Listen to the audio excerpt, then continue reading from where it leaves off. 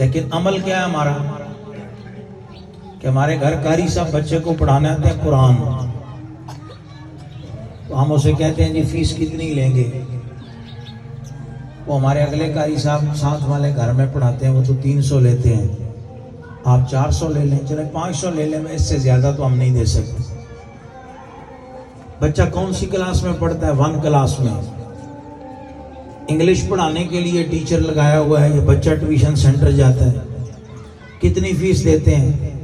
لیتے تو سر 5000 ہیں، بس وہ ہمارے ایک تعلق والے ہیں، ان کی وجہ سے ہم 4000 روپے دیتے ہیں۔ یہ ویسے محبت اسلام سے ہے یا محبت انگلش سے ہے؟ ہم کہتے ہیں ہمارا رواج ہے، چلیں چھوڑ دیا، یہ رواج ہے بھائی، قاری کو جو ہے وہ 400 روپے دیتے ہیں اور اس کو جی 4000 دیتے ہیں، چونکہ وہ رواج ہے۔ وہی بچہ جب بڑا ہوا ہم نے اس کی شادی کی، شادی کے موقع پر شادی خوشی کا موقع ہوتا ہے اور اس میں 2 فنکشن ضرور ہوتے ہیں، ایک یہ کہ میراثی آتے ہیں، گانا باجا ڈھول ہوتا ہے، اور دوسرا یہ کہ مولوی صاحب نے نکاح پڑھانا ہوتا ہے۔ میں نہیں کہتا آپ کو، آپ سب جانتے ہیں، میراثی ہمارا دل ہوتا ہے کہ سٹیج پر بھی آ کے کوئی نہ کوئی تھوڑا سا باجا، اور بڑے بڑے بوڑھے لوگ جو ہیں یہ کہہ رہا تھا شادی یار کو روز ہونی، اللہ دے بندے ایک باری پتر دی شادی کوئی نہیں، 5 منٹ جو اور بھی لیٹ ہو گئے تو کیڑا قیامت آ چلی۔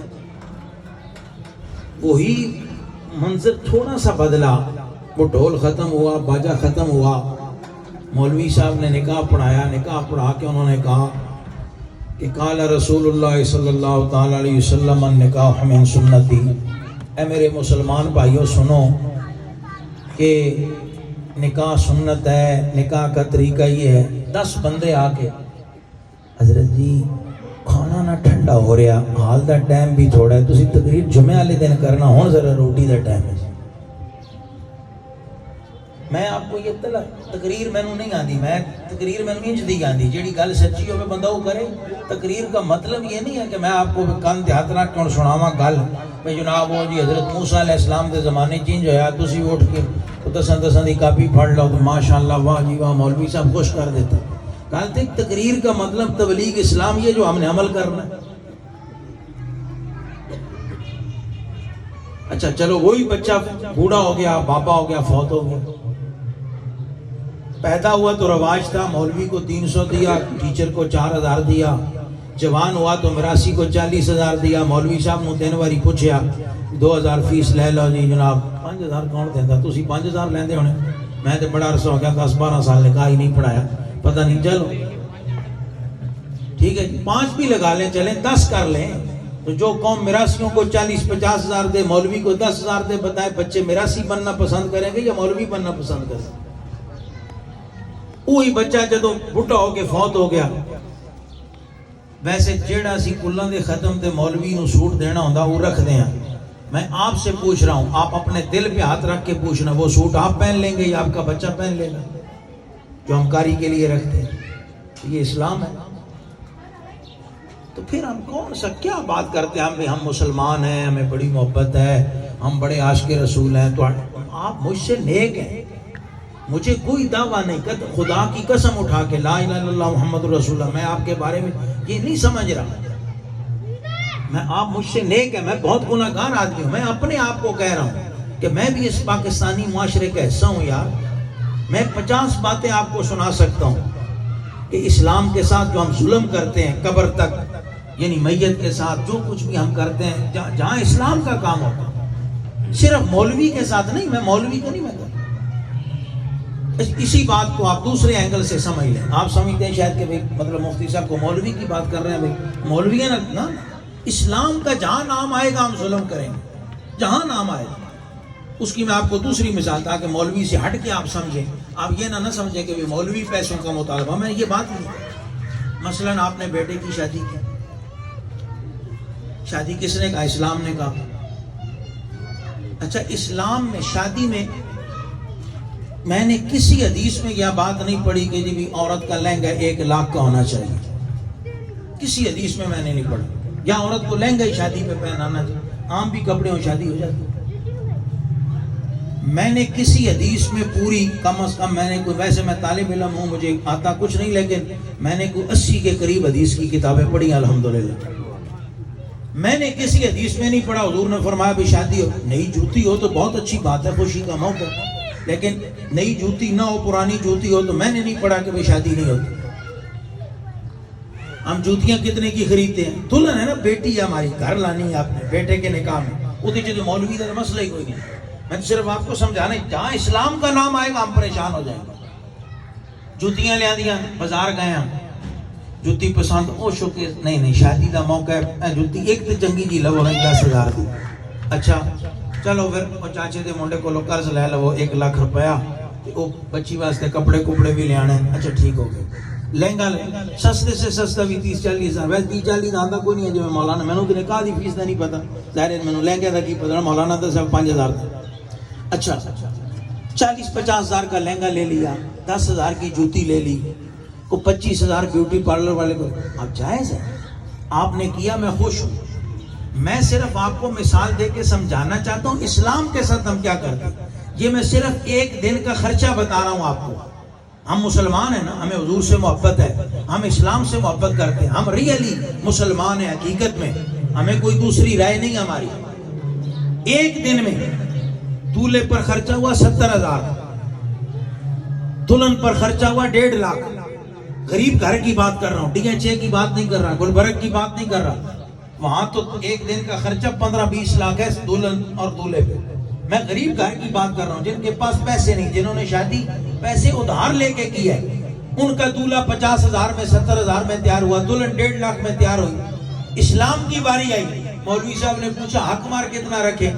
رب فرماتا ہے وَآتَيْتُمْ إِحْدَاهُنَّ قِنْطَارًا فَلَا تَأْخُذُوا مِنْهُ, چوتھا پارہ آخری صفحہ. فرمایا اگر تم نے سونے کا ڈھیر بھی حق مار دیا نا دلہن کو, فَلَا تَأْخُذُوا مِنْهُ شَيْئًا, اگر اللہ نے استطاعت دی ہے تو جب کبھی پھٹا پڑ جائے تو عورت سے, اپنی بیوی سے وہ حق مار کی بات نہ کرنا, اس سے وہ پیسے نہ مانگنا.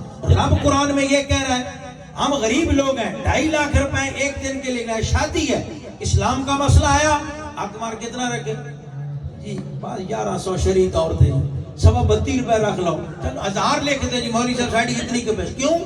اسلام کا نام آ گیا.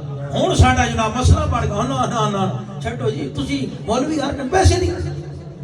میں نے کہا بھائی یہ مولوی نے تو نہیں لینے, یہ تو آپ کی بیٹی نے لینے, دلہن نے لینے, نہیں جی تسی 1000 روپے ہی لیتے. پھر بھی ہم مسلمان ہیں. واصف علی واصف نے ایک جملہ کہا تھا, اس نے کہا تھا ہم زندہ فرعون کی طرح رہنا چاہتے ہیں, مرنا موسیٰ کی طرح چاہتے ہیں. اس بات کو چھوڑیں, بات سنیں جو میں آپ سے کرنا چاہتا ہوں. وہ کیا ہے؟ مسلمان کیا ہے؟ مرنا تو ہر کسی نے, موت سے کوئی بندہ انکار نہیں کرتا. آج تک لوگوں نے رب کا انکار کیا, رسول اللہ کا انکار کیا, نبیوں کا انکار کیا, قرآن کا انکار کیا. سب کچھ دنیا میں دریے بھی ہے, ملحد بھی ہیں, منکر حدیث بھی ہے, منکر قرآن بھی ہے, منکر نبوت بھی ہے. ہر جگہ پہ پھٹا موجود ہے, مشرق سے مغرب, شمال سے جنوب. کسی بندے نے آج تک یہ انکار نہیں کیا کہ مرنا نہیں. موت کو ہر بندہ مانتا ہے, لیکن مرنے میں فرق ہے. بس یہی 2 باتیں میں نے آپ سے کرنی ہے, بلکہ 2 بھی نہیں, ایک ہی ٹائم نہیں ہے, ایک ہی سنیں. ایک تو یہ تھا, میں آپ کو یہ بتانا چاہتا تھا بھی ہم مسلمان ہیں تو اسلام نے ہم پر کتنے احسان کیے. یہ 2 مردے کو جلاتے ہیں, عیسائی کرسچن پورے یورپ میں, آپ ٹی وی پہ بھی دیکھتے ہیں, ویسے بھی آپ کے رشتہ دار عزیز و اقارب دوست جو رہتے ہیں وہ بتاتے ہیں آپ کو. بندہ فوت ہو گیا, بادشاہ تک, ان کے صدر وزیر اعظم تک بندہ فوت ہو گیا. انہیں کہا جی بچے نو سکولوں چھٹیاں نہیں, میت سرد خانے رکھ دو, سمیسٹر مکمل ہوگا, چھٹیاں ہوں گی, آخری رسومات کریں گے. یہاں بندہ مرا, اسلام نے کہا سارے کام چھوڑ دو, اس کے کفن دفن کا بند. اس سے بڑا بھی کوئی احسان ہے؟ پھر اس سے بھی اگلی بات, میں نے جیسے آپ کو بتایا کہ میں نے 70-80 کتابیں حدیث کی میں نے پڑھی ہیں. میں نے کسی جگہ پہ یہ نہیں پڑھا, ویسے تو بندہ توبہ کرے ہر جگہ پہ ہے نا, حدیثوں میں بھی ہے, قرآن میں بھی ہے, زندگی کے جس لمحے میں بندہ توبہ کرے, ڈگ جائے, یا اللہ میں نے معاف کر دے, رب معاف کر دے. لیکن کسی عمل پہ میں نے یہ بشارت نہیں پڑھی. دیکھیں اسلام کتنا اچھا دین ہے. اسلام, بندہ فوت ہو گیا, راشد صاحب کے والد صاحب فوت ہو گئے, میرے والد صاحب زندہ ہے، اللہ تعالیٰ ان کو لمبی زندگی دے، لیکن موت تو ہر کسی نے ہونا ہے۔ مولانا ہے، میں فوت ہو گیا، میں گناہ گار آدمی ہوں، ٹھیک ہے، میں فوت ہوا، گناہ گار ہوں، بتائیں آپ میری میت اٹھائیں گے تو کیا آپ کو ملے گا؟ یعنی میں گناہ گار آدمی ہوں، معاشرے میں ایک بندہ مر گیا محلے میں، آپ نے اس کی چارپائی اٹھائی، اس کو دفن کرنا ہے، آپ کو کیا ملے گا؟ میں نے کسی حدیث پہ یہ نہیں پڑھا کہ حضور نے یہ فرمایا کہ فلاں عمل کرو تو اللہ کبیرہ گناہ معاف فرماتا ہے۔ کبیرہ گناہ توبہ سے ہی علماء نے لکھا معاف فرماتے ہیں۔ حدیث میں پڑھا، حضور نے فرمایا جس نے مسلمان میت کے جنازے کو کندھا دیا تو وہ کندھے پہ اٹھا کے میت کو، اب میت کون ہے؟ مسلمان ہے، گناہ کیا ہے، بد عمل ہے، جو بھی ہے وہ اس کا مسئلہ رب کے ساتھ ہے۔ حضور نے فرمایا تمہیں اجر یہ ملے گا کہ تم مسلمان میت کو اٹھا کے جتنے قدم چلو گے اللہ اتنے کبیرہ گناہ تمہارے معاف فرمائے۔ اس سے بڑا بھی کوئی احسان ہوگا؟ اچھا موت پھر کیا ہے؟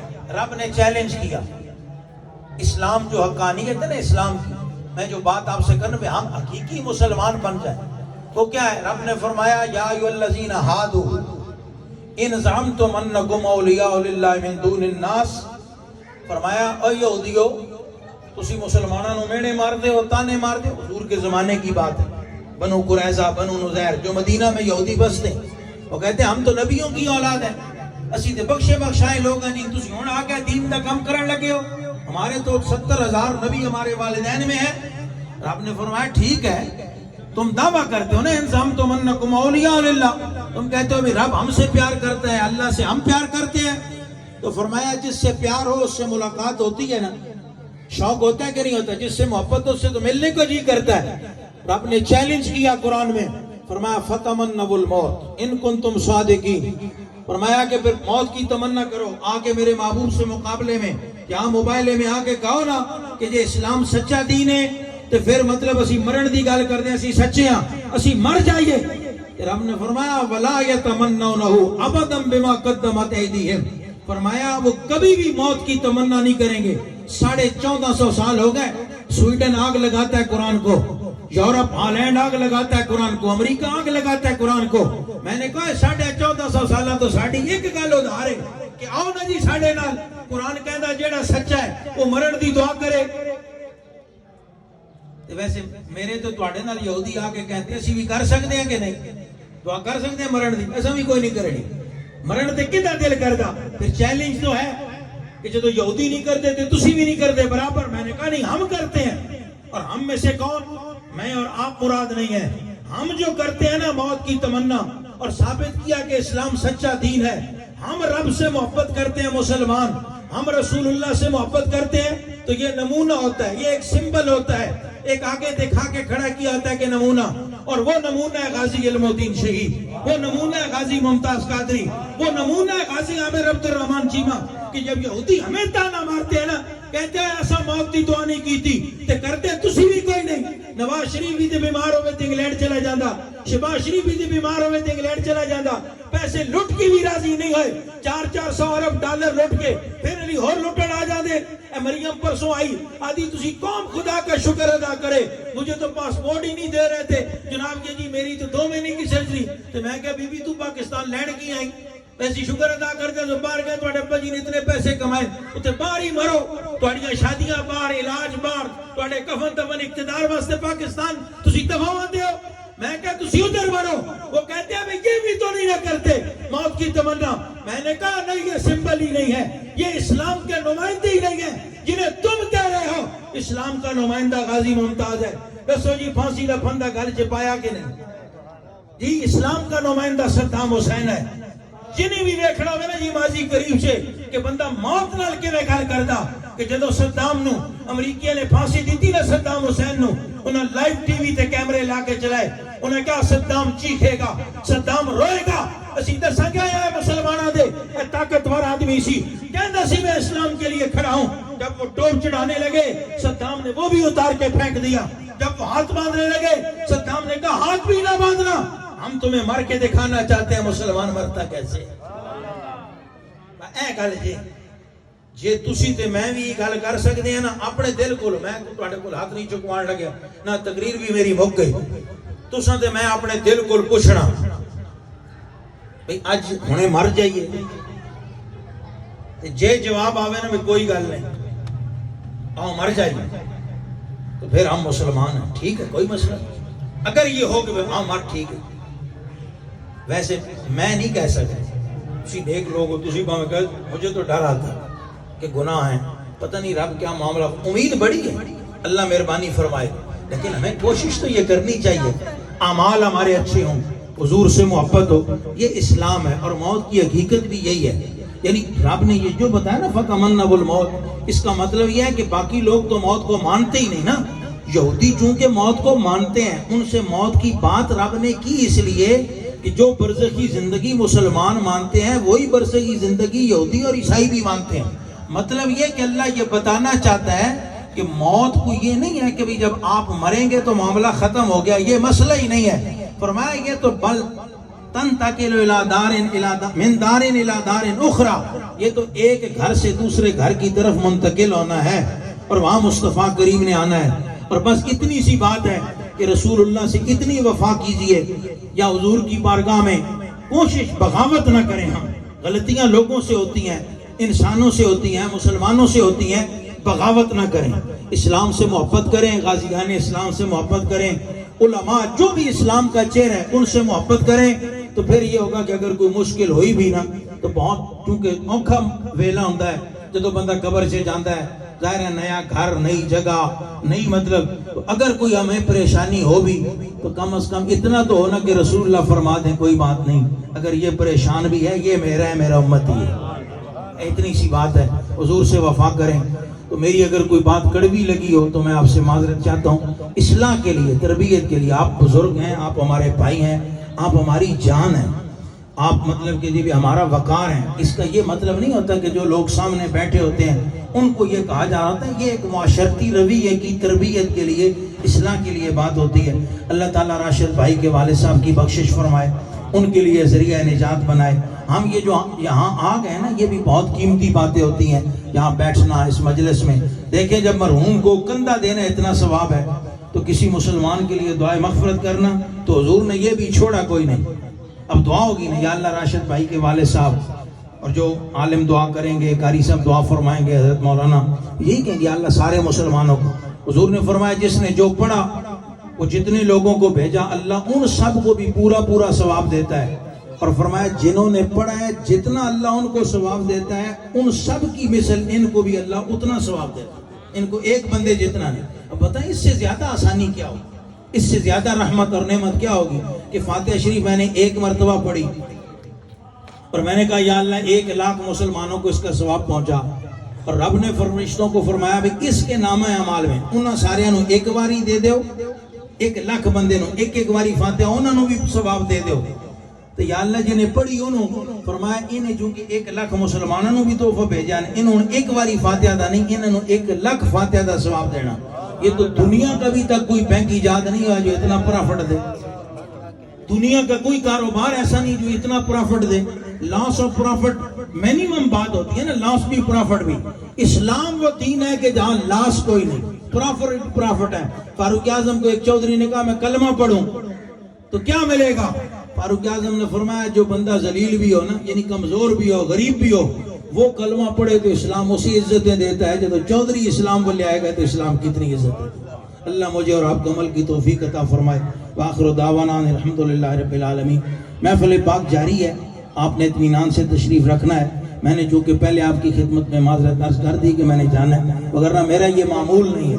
جب بس تقریر کی تھی کہ جی میں کدھر اور بھی واقعی وہ ان کو پتہ، میں نے پہلے بتایا، تو مجھے ویسے یہ شرمندگی بھی ہو رہی ہے۔ ظاہر ہے دعا مانگ کے ہم آئے مہمان ہیں، آپ بھی مہمان ہیں، دعا مانگ کے آخر میں جانا چاہیے۔ اللہ میرا اور آپ سب کا آنا اور یہ حاضری قبول فرمائے اور مرحوم کی بخشش و مغفرت فرمائے۔ وآخر دعوانا الحمدللہ۔